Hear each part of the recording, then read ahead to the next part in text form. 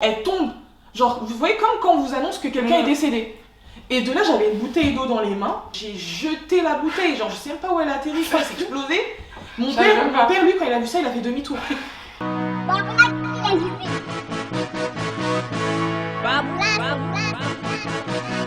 Salut la meute! Bienvenue sur notre chaîne. Ici, on est entre nous, vous savez déjà.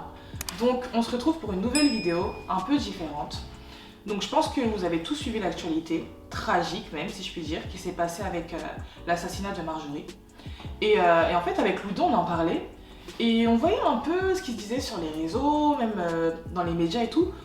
On voyait un peu tout le monde blâmer la nouvelle génération. Sauf que nous, il nous arrivait une histoire similaire, même un incident similaire il y a 10 ans. Et en fait, c'est pas qu'une question de génération. Vraiment, parce que nous, c'était il y a 10 ans. Je sais pas si vous vous rendez compte. Donc voilà, on a décidé de prendre la parole. C'était, comme elle a dit Lou quand même, il y a 10 ans. Donc ça fait longtemps. J'étais mineure à l'époque. Et en fait, j'habitais dans une petite ville dans le 92. Et vous savez, c'est le genre de petite ville où tout le monde se connaît. Voilà, même si tu connais pas intimement la personne, tu vois qui c'est. Voilà. Le réseau social à la mode qui était grave, c'était le réseau. The réseau. C'était Facebook. Le but, c'était d'avoir le plus de personnes possible dans ses amis Facebook, notamment les gens de sa ville. J'ai une suggestion d'amis d'un mec de ma ville, donc un grand, entre guillemets, de ma ville. Du coup, moi, je l'ai ajouté. Et ce mec en question, il sortait avec une fille de ma ville, une autre grande. Comme je vous ai dit, dans la ville, tout le monde se connaît, ça fait que tu sais très bien qu'un tel et un tel sont en couple. Donc je le savais. Et la fille, je la connaissais. Comment on peut l'appeler ? Karine. Karine, j'ai Karine. Bon, elle fait Karine. Donc Karine, elle m'envoie un message. Elle me dit comment ça fait que t'es amie avec un tel sur Facebook? Je lui dis que genre je sais pas, enfin on n'est pas amis, juste moi je l'ai ajouté comme ça parce que j'ai vu une suggestion, mais que voilà, genre Ouais, genre feel good quoi. ouais, y a rien, tu vois, quoi, on s'est jamais parlé, bref, je me justifie quand même. Elle me dit ah ok d'accord, mais je comprends pas, c'est toi qui l'as ajouté ou c'est lui, pourtant je viens de lui dire que je l'ai ajouté. Je lui dis non c'est moi qui l'ai ajouté, et vas-y, en fait je sentais que c'était bizarre. Donc je lui dis c'est moi qui l'ai ajouté, mais tu sais quoi, si tu veux, genre si ça peut te rassurer, enfin si c'est bizarre et tout, Je le supprime, de suite, je le supprime, y a pas de ni une ni deux, moi je le supprime, genre je veux pas de problème. Elle me dit ah ouais franchement je veux bien que tu le supprimes. Du coup je dis ok pas de souci, je supprime le mec.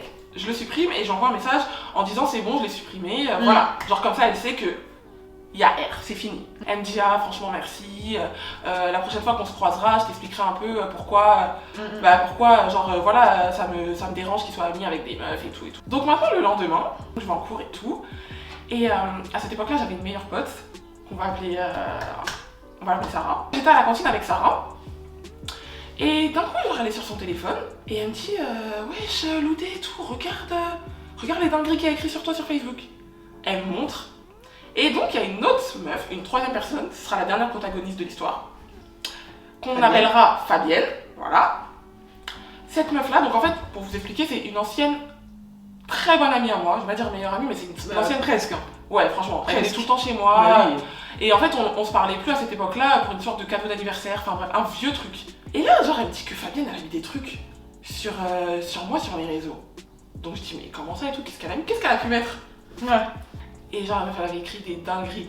Ouais, Loudé, t'es qu'une PUTE, t'en as pas marre de vouloir voler tous les mecs de tout le monde, tu vas t'arrêter quand? Que des trucs comme Je vais ça. préciser une chose. Tu vas voler tous les mecs de la ville, que des trucs comme ça, dis-nous. Non, parce que le PUTE et tu t'en as pas marre de voler tous les mecs. Parce qu'il faut préciser. Il sort d'où? C'est juste qu'elle kiffait sur un mec, le mec il a jamais qu'à là, il voulait Loudé et Loudé voulait pas de lui. Fin de l'histoire.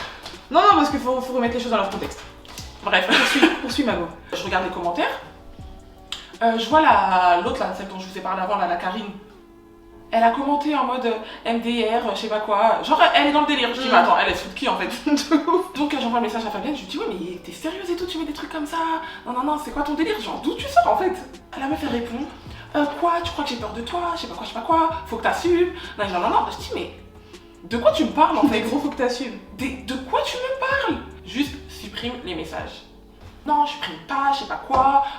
Si t'as un truc à me dire, genre en gros, moi j'arrête de répondre. Si t'as un truc à me dire, tu sais où j'habite. Et en plus, il y a Karine chez moi, elle veut te parler aussi. Je me dis, je vais y aller. Parce qu'en fait, je veux pas que ça reste comme ça sur les réseaux. Je vois, il y a des commentaires, des trucs. En fait, ça s'arrêtait pas, tu vois, des gens, je les connaissais même pas. En fait, vraiment le commérage des réseaux, quoi. Et vous vous rendez pas compte à quel point genre, ça affecte une personne. Vous parlez sur les réseaux, vous parlez des gens sur les réseaux comme ça, mais non, en fait, il y a des vraies personnes derrière. Oui. Donc, je dis à Sarah, moi, je vais aller chez Fabienne parce que c'est pas normal en fait. Faut que je m'explique avec elle et faut qu'elle supprime ses messages. Elle me dit, ok, vas-y, je viens avec toi. On arrive chez Fabienne. Ambiance trop bizarre. Il y a personne qui parle. Moi, certes, je venais pour m'expliquer pour une histoire, mais je vais pas arriver tout casser. En plus, j'arrive chez les gens, je voulais pas trop en faire. Donc, je suis là, je parle pas. Sarah parle pas. Fabienne parle pas. Personne parle. Et donc, Karine, elle prend le lead. Ouais, du coup, ouais, j'ai pas compris en fait pourquoi tu l'as ajouté. Du coup, moi, je me répète. Et je dis, bah, je t'ai déjà dit, genre, j'ai une suggestion. Tu m'as fait comprendre que bah, ça te plaisait pas. Je l'ai supprimé et c'est moi qui t'ai demandé est-ce que tu veux que je le supprime. C'était mon intention à moi. Pour te montrer à quel point genre, j'en avais rien à faire de ton copain. Ouais, non, parce qu'en fait, toi, on m'a dit trop de trucs sur toi, donc c'est bizarre, André, tu voulais un truc, je sais pas quoi. Je dis, bah, franchement, non, genre, il m'intéresse pas, tu vois. Et quand bien même, on t'a dit, je sais pas quoi, t'as bien vu que je l'ai supprimé, donc ça veut bien te montrer qu'en fait, peu importe ce qu'on t'a dit, c'est faux, parce que j'en ai rien à faire de lui. Elle voulait pas lâcher, elle voulait montrer qu'elle est venue pour s'embrouiller. Donc de là, elle commence à m'embrouiller, à parler mal. Ouais, non, de toute façon, toi, t'es trop une PUTE, pourquoi t'achètes mon mec, pourquoi ceci, pourquoi cela. Et en fait, elle voit qu'il n'y a plus d'arguments en fait. Il n'y a plus rien. En fait, je suis pas intéressée par ton mec, mais elle veut à tout prix se disputer. Elle veut à tout prix se disputer.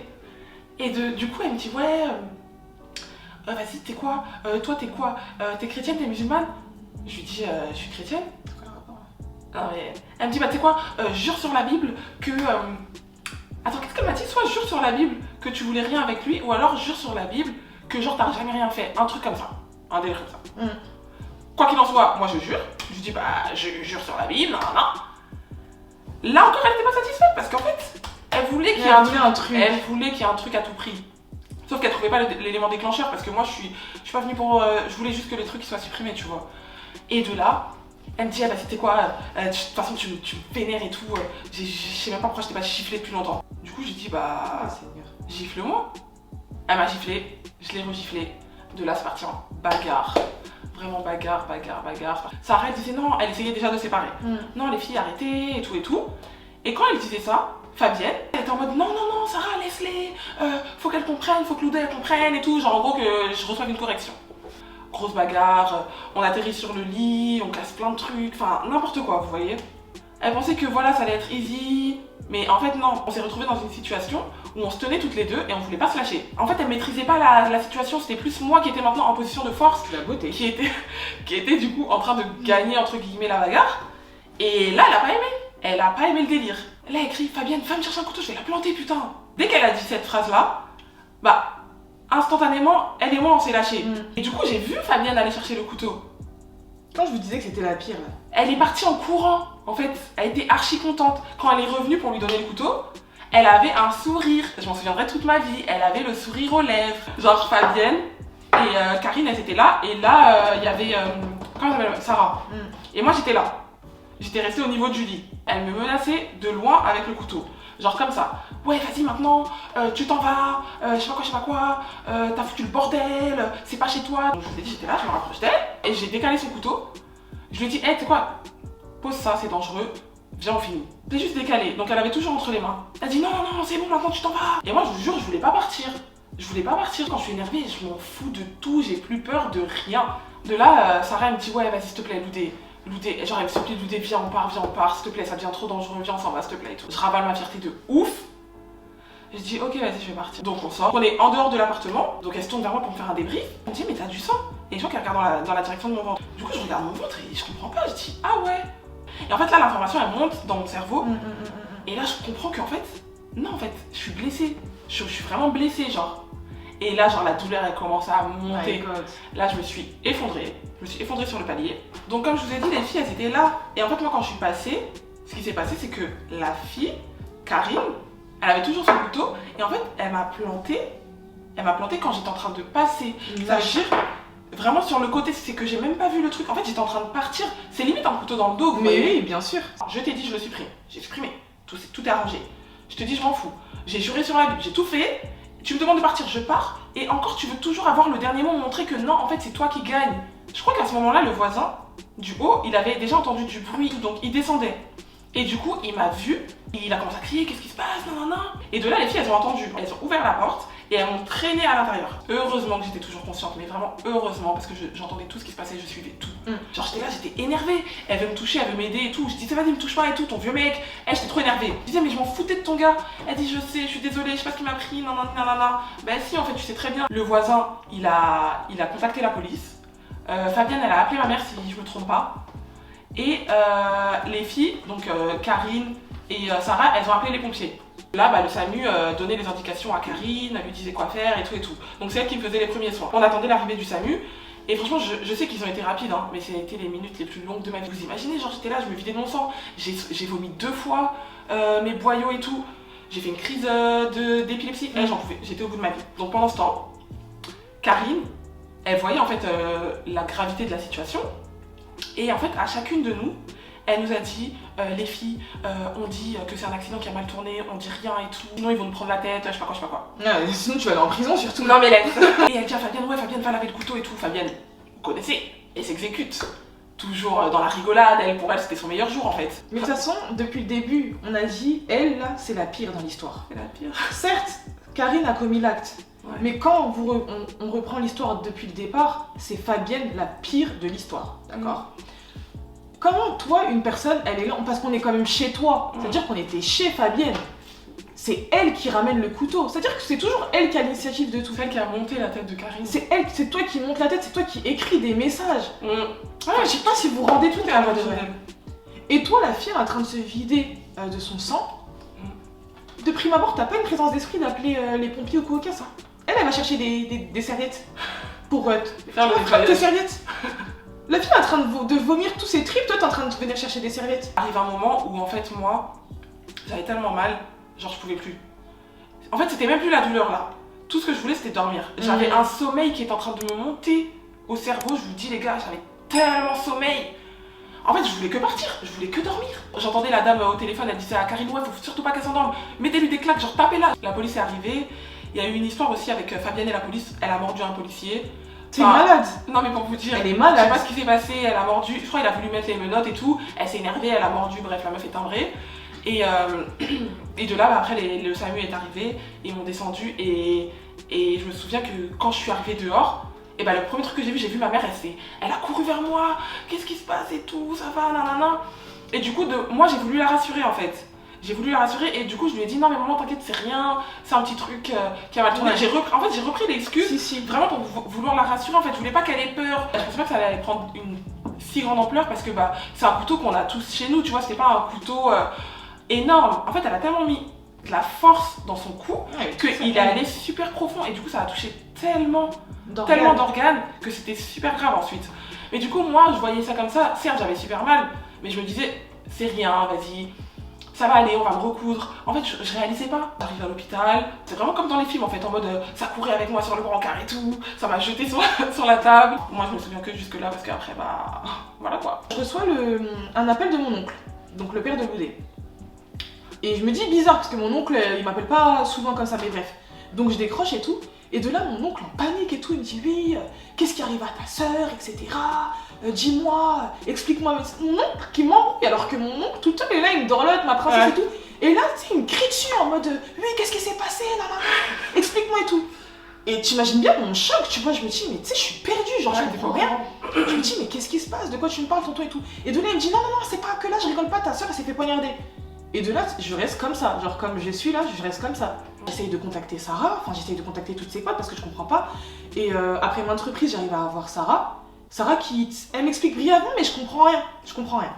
Et donc ni une ni deux, avec mes parents, on se dirige vers l'hôpital. Et de là, je vois ma tante en pleurs et tout, et qui commence à m'expliquer. Tu sais que ta sœur, on a failli la perdre parce que quand on est arrivé, genre on lui a fait un massage cardiaque et tout, genre elle était pratiquement partie. Et je vous avoue que franchement, ça faisait beaucoup. J'avais des moments d'absence, je sais pas, je comprenais rien, j'étais dans le flou. Je me suis dit, mais genre, m'a loudé quoi, gratuitement comme ça. Non, c'est pas possible. Donc bref, donc de là, ils nous disent de rentrer chez nous. Parce que clairement, ce jour-là, ils nous ont dit, vous aurez rien à gratter, clairement. Ouais, en fait c'est ça, juste pour repréciser. Ce qu'ils ont fait, c'est qu'ils m'ont stabilisé. Et ce qu'ils ont dit à ma famille, ils ont dit, en fait, si là, elle survit à cette nuit-là, si elle arrive à passer cette nuit, on réopérera, on va commencer à faire les trucs là, on va juste stabiliser. Donc en fait, il y avait rien à faire en fait. Il fallait juste attendre de voir si mon corps, si Dieu, et bah faisait en sorte que bah ouais, je passe la nuit. Et d'ailleurs, je me rappelle d'une scène où sa grande sœur, du coup, on était sortis s'aérer, etc. Et de là, au moment où je reviens, je vois ma grande cousine qui s'effondre. Mais genre, elle tombe. Genre, vous voyez comme quand on vous annonce que quelqu'un est décédé. Et de là, j'avais une bouteille d'eau dans les mains. J'ai jeté la bouteille. Genre, je sais même pas où elle a atterri. Ça s'est explosé. Mon père, lui, quand il a vu ça, il a fait demi-tour. Ah ouais, mon père, lui, c'est pas drôle. mon père, lui, il tient pas dans les trucs comme ça. Mon père, il a vu ça, il a fait demi-tour. Parce que clairement, je vous dis la vérité, quand j'ai vu ma cousine s'effondrer comme ça, j'ai vraiment cru que l'une d'elles était morte. Mais vraiment. J'ai dit, qu'est-ce qu'il y a? Pourquoi tu t'effondres? Et elle dit, oui, on vient de nous annoncer que si elle survit, enfin, ouais, ce que je viens de dire, si elle survit pas cette nuit-là, c'est mort. Et de là, je vous dis, hein, c'est grave pourtant, mais j'ai dit le soulagement de ça. La nuit, j'ai pas fermé l'œil, genre vraiment. J'ai pas fermé l'œil, j'étais sensible au moindre bruit. C'était la pire nuit de ma vie. C'est personnel, mais je vais le dire quand même, le peu de temps que j'ai fermé l'œil, j'ai fait un rêve. Et dedans, en fait, je voyais ma cousine, elle était assise et elle regardait un film. Et genre, moi, j'étais loin, comme si j'avais peur d'elle, je sais pas l'approcher. Et elle me disait, mais toi, viens, t'as quel problème? Viens t'asseoir. Et de là, je lui dis, ouais, mais meuf, il s'est passé quoi, s'il te plaît, explique-moi et tout. Enfin, c'était vraiment ma frustration de me dire, ma soeur, elle peut même pas m'expliquer ce qui s'est passé parce que elle est endormie en fait. Je sais pas, je suis dans le flou. Ses potes, j'essaye de savoir des trucs. Tu sais, elles sont là, elles me baladent, genre, une d'ici, l'autre d'ici, etc. Et après, elle me disait, oh, t'inquiète, on parlera de ça plus tard. Et ensuite, je me suis réveillée. Et déjà, quand je me suis réveillée, j'avais quand même un peu d'espoir. On va faire une pause ou pas? Ouais. Ah, bé, pleure pas, s'il te plaît. Non, bé, pleure pas. Pleure pas parce que tu vas me faire chialer. Parce que depuis tout à l'heure, je me retiens. Tu vas me faire chialer. Allez, viens, mon doudou. Pourquoi ça a gâté mon maquillage là? Non, t'inquiète. En fait, quand les chirurgiens ont dit à ma famille de rentrer, ma mère elle arrivait pas du tout à dormir. Enfin, tu peux pas dormir. Et en fait, elle s'est levée en pleine nuit. Elle s'est levée, elle s'est préparée et mon père il était au salon, il a dit mais tu fais quoi? Tu vas où? Il y a eu un appel, il y a eu quoi? Elle a dit non en fait. Elle a dit moi je peux pas rester là alors que ma fille elle est là-bas à l'hôpital. Elle a dit je m'en fous de ce qu'ils m'ont dit, moi j'y retourne. J'y retourne même si je dois rester dans un couloir toute seule à attendre et ne pas avoir de nouvelles, je veux être avec elle en fait. Ils l'ont vu venir et tout, ils lui ont dit ah bah ça tombe bien que vous soyez là parce que voilà elle réagit très bien, du coup on va l'opérer maintenant. Donc c'est pour ça que le lendemain quand on est arrivé, la chirurgienne directement nous a dit franchement la famille ça aurait pas pu mieux se passer, clairement. De sa propre bouche, c'est-à-dire c'est pas nous on est là maintenant on essaye de mettre des mots sur... De sa propre bouche elle a dit, droit dans les yeux elle nous regardait, elle a dit franchement c'est un miracle. Ouais. On me l'a répété tellement Ah non, fois. elle nous a dit ça, mais clairement, distinctement, et je la vois là, je l'ai devant moi, je la vois prononcer ce mot-là. Elle a dit c'est un miracle. Elle a dit même moi de toute ma carrière, j'ai jamais vu ça. Là, clairement, on entend cette nouvelle-là, laisse tomber, ça vaut tout le bonheur du monde. Mais vraiment, c'est les sourires, le soulagement. Ce qu'on ignorait, c'est qu'il y a un après. C'est ça en fait. Et qu'il y a une convalescence. Pour moi, le plus dur, avec du recul aujourd'hui, ça a été sa convalescence. Vous la voyez. Jolie femme sans produit gagné. La voir couchée sur un lit. En fait, j'avais des tonnes de tuyaux de partout. Dans le ventre, j'avais des tuyaux qui sortaient de partout, dans la bouche. Et on m'a dit, écris-nous quelque chose. En fait, juste savoir, en fait, je sais pas si vous voyez comme dans les films, quand on demande oui, on est en quelle année, ce genre de truc. Et du coup, moi j'ai écrit, et le premier truc que j'ai écrit, c'est j'ai soif. Mes parents, ils ont rigolé, ils ont dit, ah ouais, non, c'est bon, elle va bien, parce que là, elle parle de boire, manger, elle va très bien. En fait, ça a détruit mon système digestif, donc je pouvais pas manger normalement, ni boire, ni rien. Donc ouais, j'ai dépéri, mais vraiment quand vous voyez quand les gens ils dépérissent de maladie, quand vous voyez que la personne elle a maigri parce qu'elle est malade, parce qu'elle est à l'hôpital. Elle buvait pas, donc elle avait les lèvres très sèches, donc on mettait quand même des... J'avais un appareil dentaire en plus. Cotons, oui, on mettait quand même des cotons. C'était blessé de partout, oh c'était... La meute vraiment c'était dur, c'était vraiment dur et on était jeunes, en fait j'étais une loque, du coup je pense que quand t'es une enfant comme on était avant, et bah de voir ça de quelqu'un que t'aimes, t'es là, t'as peur en fait, moi, tu reconnais pas cette personne. Et je pense qu'en fait toi tu me reconnaissais pas, du coup t'arrivais pas. Ça me détruisait. Je suis censée être je sais pas, un soutien, la bonne humeur, la faire rire, le faire penser à autre chose. Mais moi quand je venais, ça se voyait, c'était même elle qui me disait mais ça va et tout. Ça se voyait que j'étais pas bien. Et donc en fait, à un moment donné, clairement, c'était dur hein, mais j'ai préféré ne plus venir. Voilà. J'ai préféré ne plus venir. Et pourtant ça me faisait du mal parce que, je sais pas, ta soeur elle est à l'hôpital. Mais moi j'arrivais plus clairement, donc j'ai préféré ne plus venir. Et même elle parfois elle disait mais pourquoi tu viens plus me voir et tout. J'arrivais pas, j'arrivais plus. Mais je prenais régulièrement des nouvelles, je l'appelais. Pour bien expliquer, au début j'étais dans une première chambre, donc en réanimation, où là il y avait rien, c'était que des tuyaux, des machines, des trucs. Après je suis passée en chambre, donc chambre d'hôpital, où j'avais une télé, où en fait vraiment c'était une évolution pour moi. je pouvais recevoir du monde parce qu'en réanimation, bah, c'était que la famille. Enfin voilà, c'était très. En fait, c'est un endroit où il se passe tellement de trucs graves qu'il n'y a pas beaucoup de visites. T'entends des gens pleurer, des gens qui perdent des gens. En fait, c'est glauque. Tous les jours, en fait, j'attendais l'heure des visites. Ça veut dire que mes journées, elles se résumaient à c'est quand qu'il est 13h. Pour que, enfin, ma mère, elle vienne me voir parce que ma mère, elle venait tous les jours. Ah oui. Elle a arrêté le travail, elle venait tous les jours me voir. C'était de 13h à 20h, mais elle restait jusqu'à 22h, 23h. Oui, bien Tout sûr. le temps. Donc moi, ma journée, elle se résumait à elle arrive quand ma mère. J'ai dû réapprendre à marcher parce que j'ai été alitée pendant plusieurs semaines. Je ne savais plus m'asseoir. Je m'asseyais, la première fois qu'on m'a assise, je me suis évanouie, je ne savais plus en fait. On croit que oui, c'est bon, elle a survécu un miracle, c'est fini. Non, en fait, il y a le après qui est tellement... Après, il est tellement dur, Il est tellement dur. Je vous dis, aujourd'hui, ça fait 10 ans, mais j'ai encore des séquelles. Donc je suis sortie de l'hôpital, mais j'ai été hospitalisée à domicile. Ouais. Ça fait que j'avais une infirmière qui venait tous les jours me faire les soins. Elle n'était pas encore libre parce que bah oui, déjà, Loudé, c'est... Parfois, je lui dis, oui, t'es mon modèle parce qu'en fait, c'est une fille, je sais pas, genre c'est une guerrière. Ah, arrête. Non, vraiment, c'est une fille, c'est une battante de ouf. Ça veut dire que même la fille, même pendant qu'elle était comme ça, il y aurait beaucoup qui auraient lâché les études, tu sais, qui se seraient apitoyés sur leur sort en vrai. Mais elle, les gars, elle avait une poche. En fait, quand ils m'ont autorisée à sortir, mais en fait, c'était pas terminé, j'avais encore des opérations à faire pour qu'ils me, je sais pas, ils me rafistolent des trucs. Et en fait, j'avais un liquide, donc la bile, pour ceux qui connaissent, qui, en fait, ma vésicule biliaire, elle a été touchée, donc elle est détruite. Ça fait que la bile, bah, elle sortait de mon corps et du coup, elle sortait dans une poche. Donc ça fait qu'avec moi, j'avais tout le temps une poche de liquide que après je vidais et tout. Je vidais le liquide comme ça dans les toilettes et tout. Donc je me trimballais tout le temps avec une poche. La fille, malgré qu'elle avait ça, c'est-à-dire qu'une poche qu'elle mettait dans son sac, et elle, je la revois tellement. Malgré ça, elle allait alors. Attends. Arrête, allez, s'il te plaît, on est maquillés. Allez. Eh, ça y est, regarde où on en est. C'est ça qu'il faut se dire. Allez, chouchou. Excusez-moi, en fait, ça fait remonter tellement de souvenirs et d'émotions. Elle allait passer son bac de français pour avoir une force mentale, genre. Une force mentale. Après ce que tu viens de vivre, c'est vraiment mon modèle, c'est vraiment une guerrière. Mais vraiment. C'est... Arrête. Non, mais c'est vrai. On voulait vraiment essayer de sensibiliser, en fait, de quand vous posez des actes, que ce soit les jeunes, que ce soit juste l'être humain, en fait. Vous vous rendez pas compte à quel point vous détruisez des vies, des familles. J'ai eu énormément de chance, hein.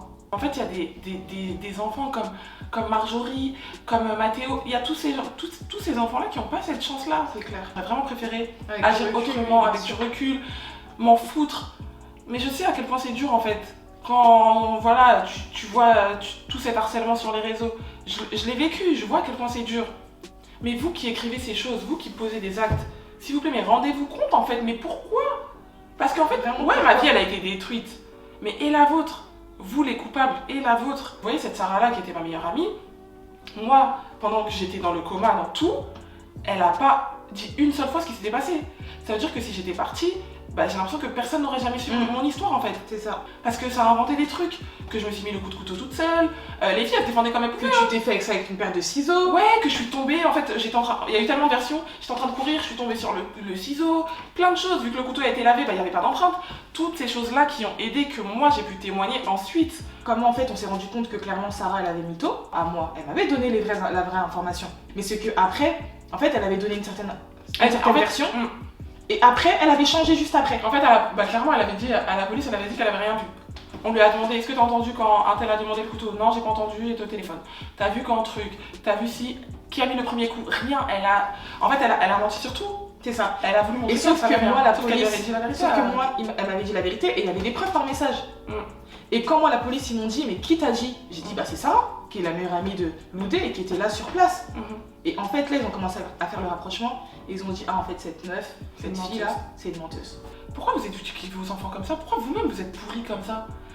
Quand moi, en fait, la sentence, elle a été prononcée, que genre, la famille de Karine m'a insultée, la famille de Fabienne m'a insultée et m'a dit que j'avais fait exprès de provoquer ça, comme si je m'étais mis le coup de couteau toute seule, comme si j'avais demandé à me retrouver dans cette pièce-là, parce que leur fille allait en prison. Mais en fait, c'est pas de ma faute. Quand on dit que ouais, la victime, je comprends pas pourquoi la victime elle peut se sentir coupable, mais parce qu'en fait, il y a des gens comme ça en fait. Il y a des gens qui vont vous faire sentir que c'est de votre faute. Et pendant longtemps, j'en parlais pas de cette histoire parce que j'avais l'impression, je me disais, mais en fait, je me sentais trop responsable de cette histoire. Je me disais, mais qu'est-ce que les gens vont penser de moi? On a dû limite la supplier, elle voulait pas porter plainte, elle voulait rien faire en vrai de vrai. Mais oui, tu te sentais archi coupable, tu te disais non, regarde, à cause de moi. Peut-être je voulais pas envoyer des gens en prison en fait. J'ai l'impression qu'elles n'ont pas pris conscience. Quand je vois que Sarah, on l'a forcée à venir, la police a dû l'escorter parce qu'elle ne voulait pas venir au procès. Elle a rementi devant le procureur, devant tout le monde. Jusqu'à la fin. Elle a juré. Mes parents, ils sont venus à la barre. Ils ont pleuré, ils ont raconté leurs ressentis. Il y a eu des photos de moi, de mes cicatrices. Je vous jure, mon ventre, il est balafré de partout. J'ai des cicatrices de partout. J'en ai même sur les jambes. Et vous venez dire que ouais, non, c'est pas moi qui ai truc. Chacune se renvoie la balle maintenant. C'est ça en fait. Et vous savez, c'est quoi le plus drôle? Pour un mec qui aujourd'hui il est marié, il en a rien à foutre en fait. C'est un truc de fou. Et ce que je veux vraiment souligner, c'est que vous avez gâché ma vie, mais vous avez gâché la vôtre aussi. C'est ça le pire. C'est ça en fait. Parce que vous passez des années en prison, certes vous ressortez après, mais c'est quoi la vie après la prison? Les réseaux sociaux, je sais que ça a ses bons côtés, mais il y a aussi ses mauvais côtés. Le harcèlement, je sais que c'est pas nouveau. Mais les réseaux sociaux, ça a tellement amplifié ce côté-là que... Ouais, voilà, c'est pour ça que vraiment on voulait témoigner pour vous dire que c'est une histoire qui date de 10 ans, ça fait très longtemps. Mais il y avait déjà ça. Vraiment la meute, comme le dit Loudé, vraiment faites vraiment attention aux réseaux sociaux. À tout le monde, en fait, c'est même pas qu'une question de jeunes ou quoi, mais vraiment soyez vraiment sensibles et le discernement des guet-apens, des choses où... Quand vous le sentez pas, n'y allez pas, clairement. Pour ceux qui sont dans des situations comme moi, où je dis pas que j'ai été harcelée, parce que voilà, c'est juste une journée où j'ai eu des messages, mais je vous jure, vous savez pas ce qui peut arriver. Il y a des gens qui sont fous en fait. Donc prenez votre mal en patience. Et je vous jure, tout finit par passer. Donc voilà, c'était notre message. N'hésitez pas à partager pour vraiment sensibiliser le maximum de personnes. Voilà, on attend vos commentaires, on attend vos partages. Merci à tous d'avoir suivi. Je sais que ça a été un peu long, mais on voulait vraiment vous donner tous les détails. Et encore. À bientôt. Mouah.